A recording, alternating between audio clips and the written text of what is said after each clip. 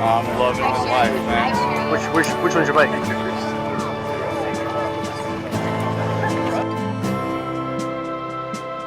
Getting there.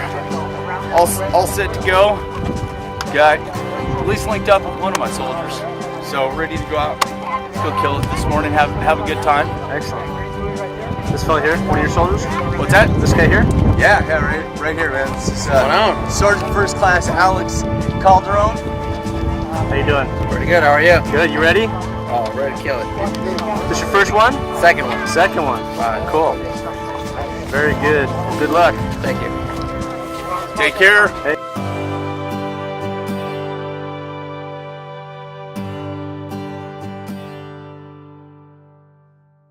When I started training for this triathlon, of course I had no idea what I was particularly training for. I read a lot, started reading more and more, but I found that the longer that I ran, the longer that I rode, or the more that I swam and just focused on each one of those precision movements that I'm supposed to be doing, I was able to calm my mind. The emotion, the rage, that fire, if you will, that kind of just burned in your mind, all of a sudden started to dull and just eventually go away. So I can go out on long runs and sort things out, so to speak. I can go and hop on my bike and just hit it, go. Wasn't necessarily a training ride, but it was definitely a ride that allowed me to settle myself down. And all of that finally culminated in my first triathlon. So we show up out there and they said, the water temperature's too cold. The swim's canceled.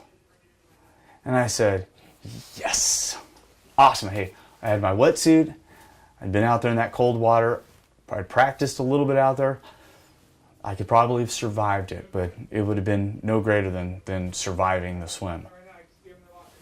But we did that ride up the hill to Bootleg, and I felt great about it until the little kid was passing me on his bike and I wanted to reach out and kick him.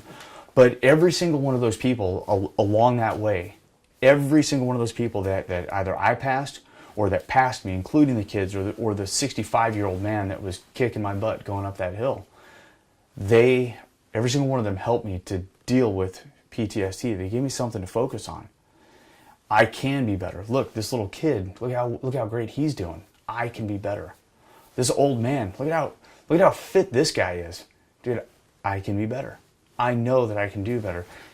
And after that race, I reestablished my goals, set myself some new goals that I was going to go and do a real triathlon after that, and continue training. The first real triathlon that I ended up doing was one of our club triathlons for the Las Vegas Triathlon Club. Paul Duncan, who was also in the Army with me, another coach here in town, had decided that he needs to really get me into the Tri Club, and he kept harping on it. Man, come on, you got to go do this. And all right, I gave in, paid the money, and I joined the club. One of the best decisions that I made. Went out there, did that first triathlon, and I thought, man, getting kicked a couple times, no problem. Yep. All right, getting swam over, yep, no problem, I got it. Came out of the water, I made it. All right. Got on my bike and went and finished the rest of the race, and absolutely fell in love with not just the race, the people that are in the race, the passion that these people have for doing this. I thought, these people are freaking nuts. There's no way I'm ever going to go do an Ironman. No way. There's no way I'm going to go an Olympic. Man, you got to be kidding me. That's insane. Next thing I know, training to go do an Olympic. This year, I'm training to go do a half iron, 70.3. When I get back, my goal is to do an Ironman. All these things I said, that's crazy. I'm never going to do that. You fall in love. You embrace the craziness of this sport and the people and the passion that they all have for it. Tell you what, PTSD and all of that stuff literally is a thing of the past. I've got better things to focus on between time with my family, my training time, and my job here in the Army. I don't have time to focus on anything else. Triathlon, endurance running, any of those things gives me the ability to not only train my body, but also train my mind in how to become a little bit tougher. Go out and run a marathon, you become very mentally tough.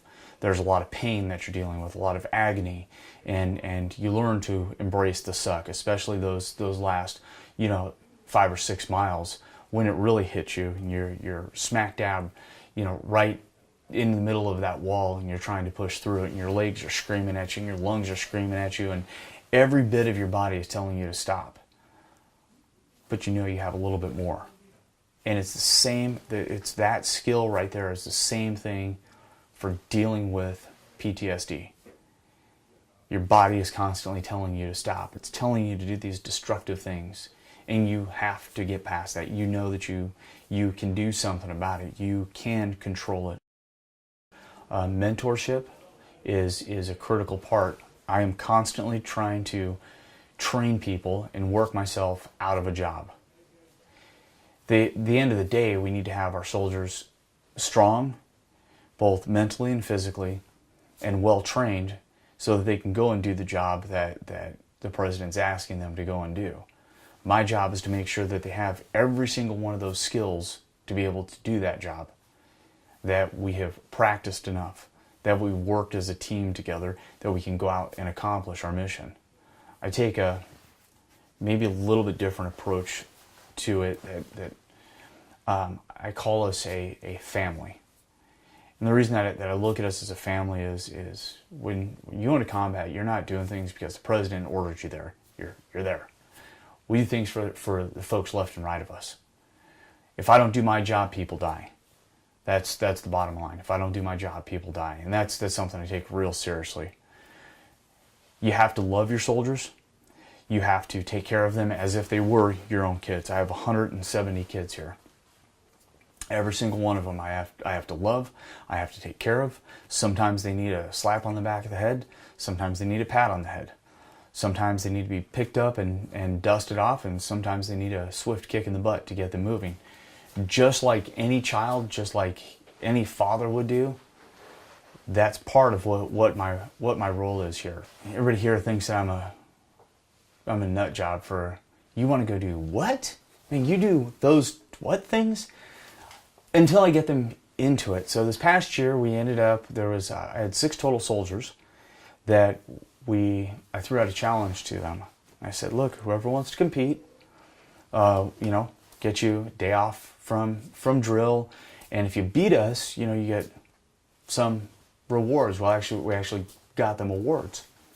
And so 6 folks said, yeah, hey, I'm gonna do that challenge. And I suckered my commander into doing it, because I said, hey, look, man, it's the 2 of us. We'll go our combined time against everybody else, whatever team they want to put together. And she said, okay, I can do that. I can run. And how hard's riding a bike? Little did she know. So Pumpkin Man was her first, and that what's riding a bike really came back to bite her in the butt. So we had a great triathlon, and now we've got a bunch of soldiers that are getting ready to compete at Rage. So one of the key things of being a National Guardsman is that we're here to serve our community. We're here to be a part of what's happening around us. We're citizen soldiers. So I encourage my soldiers to come out and help volunteer for events like doing these triathlons. And it does 2 things for us. Number one, it gets them exposed to a completely different lifestyle. They're out there seeing little kids that are competing in these sprint triathlon, 8, 9, 10-year-old kids. They're out there doing it, and they're going, well, I can do that. Well, yeah, you can. You just have to train for it. It encourages them to actually go and train for these. But secondly, and probably more importantly, is that it puts the face of a soldier out there in the community. That we're here to support our community, that we're here to help, that we want to be a part of that community. We come from that community. We want to make a difference. So we've brought trucks out, and we've helped with providing tables and some manpower and things like that to help make these events happen. I mean, all of these events only happen because of the volunteers that get behind them. There's maybe on some of the bigger events a couple of people get paid, but it's the volunteer support, the community that makes these things a success. And that's what I want all of my soldiers to be a part of. Realize, as a soldier, I don't care if you're a private or a first sergeant, there's something that's bigger that's out there that you're a part of, and that you can make a difference in that community. I wanted to start an organization that can help other people, and I'd started this concept of Team Guardian. Team Guardian was going to be having soldiers and sailors and airmen and Marines that we have here in Las Vegas Valley get together, that have all had these experiences, and be able to have a positive outlet through whatever that endurance sport is, but also so that we can mentor kids. There is nothing at all that's more rewarding than being able to teach kids and to help kids to be successful regardless of their circumstance.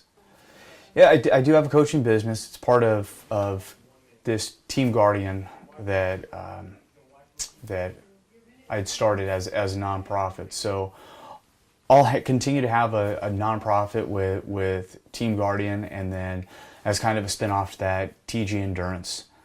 And you know, I think going back a little bit, when as I saw how really cool triathlon is, because of course now I got to go learn everything there was to know about triathlon and get incredibly involved in it, and all of these you know, different philosophies on how to train, and you know, Phil Maffetone's book on how to, you know, well, hey, I thought, man, I love teaching, I love helping people. Maybe that's something that I'd kind of be good at. I love sharing that knowledge and that passion. And this last year, I coached 7 athletes to their first triathlon. So it was just, it was an incredible experience, incredible time. So one of my big goals for last year was that I wanted to do a half iron distance race.